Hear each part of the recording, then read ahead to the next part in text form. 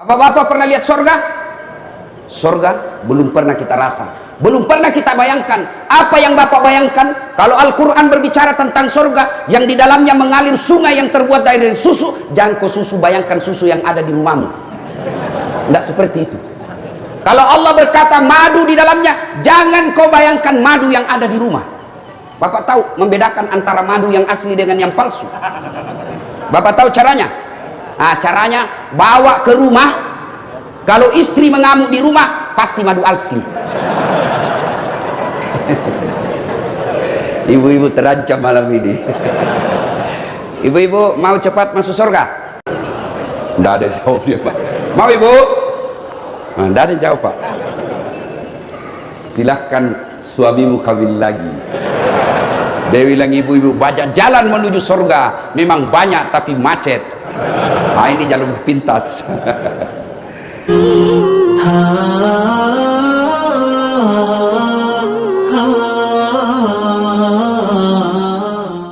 Orang terkaya di Indonesia itu penyebabnya satu diantaranya karena dia jual rokok. Orang Yahudi kirim rokoknya ke sini, kalian sakit dia kirim lagi obatnya ke sini, kau beli lagi obatnya, dia kirim uangnya ke Palestina untuk tembaki saudaramu muslim. Maka saya doakan kalian semua perokok, mulai malam ini berhentilah merokok. Apa hebatnya itu perokok? Coba kau lihat. Kalau kalian mengatakan rokok itu bagus, besok pagi panggil anakmu yang SD SMP, kau merokok bareng-bareng anakmu. Kalau kau bilang rokok bagus, nggak jalan otakku kalau nggak merokok, Ustaz. Bohong. Mana buktinya? Ramadan jalan di otakmu padahal kau tidak merokok siang hari. Itu perokok kayak beleng-beleng bersandar sini. Itu aja dia kerja sampai 10 menit. Yang lebih parah kalau dia di toilet, keluar asap, dia isap beleng-beleng. Saya doakan kalian berhenti merokok. Ibu-ibu, senang suamimu merokok? Dengar, Pak, tidak senang dia, maka tabung uangmu harga rokok, simpan uangmu rokok, buka umroh, kita umroh bareng-bareng. Itu lebih manfaat daripada biar kau marah. Saya mau pulang juga sebentar. Itulah api jenis pertama, dibakar lagi 1000 tahun, berubah warnanya menjadi biru. Nah, ini kompor gas. Pernah lihat kompor gas nyala biru? Ah, itu dibakar lagi 1000 tahun menjadi warna putih, seperti api yang dipakai memotong baja. Orang-orang yang kerja di perusahaan tambang itu, timah dia potong. Kenapa bisa terpotong? Rasanya tidak ada yang potong, padahal ada api, cuma karena warnanya menjadi putih, jadi kita tidak nampak dengan jelas. Dibakar lagi 1000 tahun menjadi hitam. Inilah warnanya api neraka. Bayangkan, belum lagi dilihat. Allah bertanya, apa mereka pernah melihat api neraka? Tidak ya Allah. Hebatnya itu orang dalam masjid. Mereka belum pernah nampak api neraka, mereka belum pernah melihat neraka secara nyata. Dia sudah meminta supaya mereka tidak dimasukkan api neraka, apalagi nanti kalau dia sudah lihat api neraka. Itu neraka paling ringan, kata Nabi. Diletakkan kerikilnya neraka di kakinya, saking panasnya mendidih sampai otaknya. Itu yang paling ringan. Tapi anak muda biasa kalau kita cerita neraka, dia bilang, sudahlah, kayak kau datang aja dari neraka, Ustaz. Dia cari kau nanti malaikat, dia putar godamnya. Itu godamnya penjaga neraka 7 kali beratnya dunia dan isinya baru sama. Kalau dihantam 1 kali, tak lempar 7 tahun baru sampai. Dia bilang, anak mahasiswaku, enak dong bisa main game dulu. Oh, itu kalau di dunia, kalau di akhirat di blender kok. Nah, lalu Allah bertanya lagi, apalagi yang mereka minta? Ya Allah, masukkan kami dalam surga. Allah bertanya, mereka pernah lihat surga? Tentu tidak ya Allah. Bapak-bapak pernah lihat surga? Surga belum pernah kita rasa. Belum pernah kita bayangkan. Apa yang Bapak bayangkan kalau Al-Quran berbicara tentang surga yang di dalamnya mengalir sungai yang terbuat dari susu? Jangan kau bayangkan susu yang ada di rumahmu. Tidak seperti itu. Kalau Allah berkata madu di dalamnya, jangan kau bayangkan madu yang ada di rumah. Bapak tahu membedakan antara madu yang asli dengan yang palsu? Bapak tahu caranya? Nah, caranya bawa ke rumah. Kalau istri mengamuk di rumah, pasti madu asli. Ibu-ibu terancam malam ini. Ibu-ibu mau cepat masuk surga? Tidak ada jawab dia, Pak. Mau ibu? Nah, tidak ada jawab, Pak. Silahkan suamimu kawin lagi. Dia bilang, ibu-ibu, banyak jalan menuju surga. Memang banyak tapi macet. Nah, ini jalur pintas. Allah bertanya, ilustrasi surga. Surga itu satu laki-laki, 7 bidadari.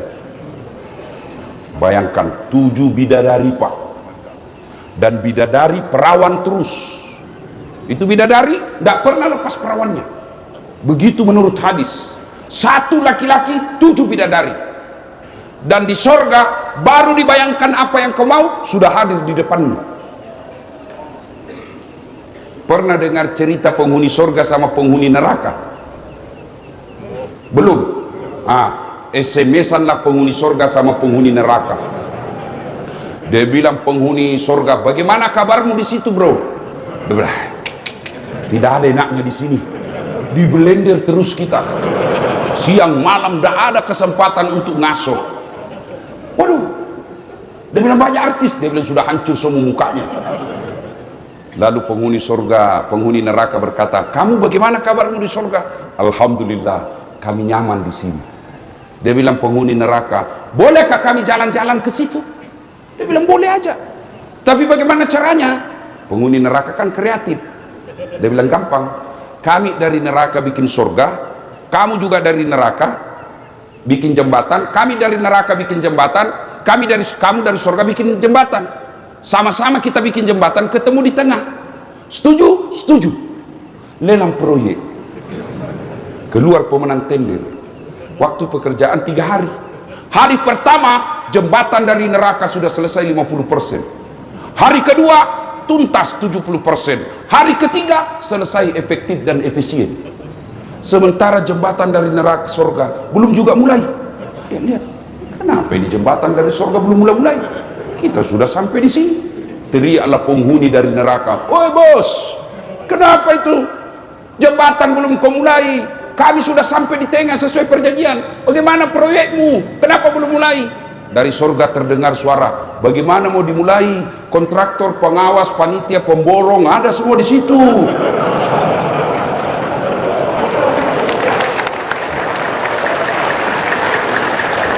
Di sini cuma penghafal Quran, tidak tahu dia hitung kalkulator.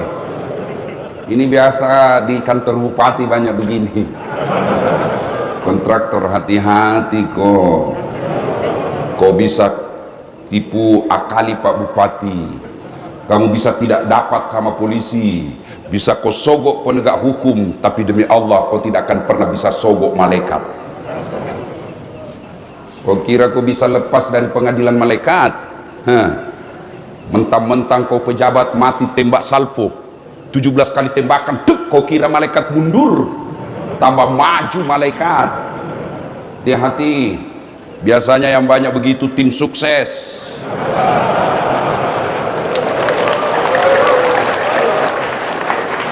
Mumpung ada pejabat malam ini di sini, tim sukses ini kadang-kala siapa dia yang sukses disuruh bikin baleo 10, 5 aja dia bikin, hilang 5 dia makan. Kau makan itu uang haram. Proyek-proyek palsu, SPJ palsu, nanti juga neraka surga palsu. Hati-hati kepala-kepala dinas yang ada di tempat ini, jangan main proyek. Kalau kau masih aktif, ditangkap dan diperiksa polisi, masih nyaman rasanya kalau masih ada jabatanmu. Tapi begitu sudah 3 tahun kau pensiun, baru diungkap kasusmu, makan kau cilaka. Gara-gara kenapa? Banyak kontraktor-kontraktor begini, belum diresmikan jembatan sudah rusak, belum diresmikan pekerjaannya sudah hancur. Kenapa? Karena juga di kantor sudah ambil 20% sebelum dibangun. Kenapa ada 20%? Karena untuk menampil kada perlu duit banyak. Kenapa perlu duit banyak? Karena kalian juga mau disogok. Coba kalau umat Islam tidak ada yang mau disogok, maka terjadilah pemilihan pemimpin yang betul-betul sesuai syariah. Kalau kau memilih pemimpin sesuai syariah, maka kau akan dapat pemimpin yang baik agamanya, sehingga mereka melayani kamu, bukan dilayani oleh rakyat. Sekarang kalau datang orang sosialisasi, kau bilang wani peron, dikasih kau 300.000 satu kali makan bakso habis. Di 5 tahun kau menderita. Ya kalau 5 tahun, kalau dia 2 periode, dia mau lagi 3 periode, pret. Siapa yang salah? Kita semua salah, umat Islam. Jangan salahkan pejabatmu saja yang korup. Mulai dari cara memilihmu sudah salah. Coba kalau mereka datang, dia dapat duit, kamu bawa duit, kau rekam. Pak, kami tidak butuh duit, Pak. Kami butuh masa depan. Biar Bapak tidak bawa duit, yang penting anak kami bisa cari kerja yang baik. Biar Bapak tidak bawa duit, yang penting pertanian kami lancar. Biar Bapak tidak bawa duit, yang penting kami bisa makan, terjamin keamanan, anak-anak kami bisa kerja dengan baik. Bapak tidak usah bayar kami. Tapi begitu kau minta 500.000, habis dalam 2 hari, dia tipulah kau 5 hari. Belum diresmikan proyeknya sudah hancur. Dan ketika hancur jembatan, kamu sendiri yang rugi. Ya, nanti kalau pilkada jangan lagi minta-minta duit. Kalian juga calon pemimpin, jangan kau sogok rakyatmu. Coba kalau tidak ada money politik, adik-adik kita yang sekolah ke Jawa, sekolah ke Sulawesi, mereka menjadi sarjana pertanian, mereka menjadi sarjana perikanan, mereka menjadi sarjana kelautan, mereka kembali ke Lombok, mereka kembali ke pulaunya, dia terapkan ilmunya. Setelah jadi pejabat, dia pejabat cerdas karena memang dia punya kompetensi di situ. Jadi anggota DPR yang kompeten, tidak mendatangkan uang, mengandalkan uang saja. Maka lihatlah sekarang kita. Jadi anggota dewan tidak tahu persoalan. Kenapa? Karena dia hanya banyak duitnya. Ada anggota dewan di sini? Ada? Ada? Banyak?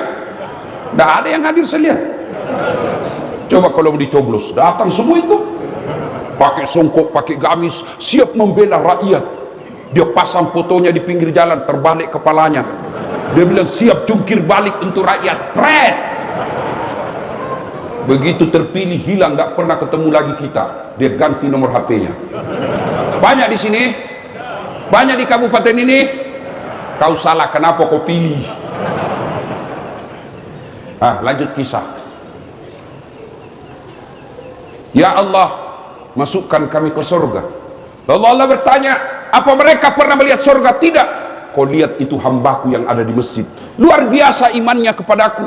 Mereka belum pernah lihat surga, dia sudah meminta dimasukkan ke dalam surga. Bagaimana lagi nanti ketika mereka melihat surga? Pasti mereka sangat menginginkannya. Lalu Allah sampaikan kepada seluruh malaikat, hai malaikat, ketahuilah bahwa aku telah mengampuni dosa-dosa mereka yang hadir di tempat itu sebelum mereka meninggalkan tempatnya. Allahu Akbar. Jadi ternyata pengajian seperti ini bukan sekedar dengar ceramah, tapi pengajian seperti ini menghapus dosa dan kesalahan yang pernah kita lakukan. Itulah sebabnya kita mengucapkan Alhamdulillahi Rabbil Alamin.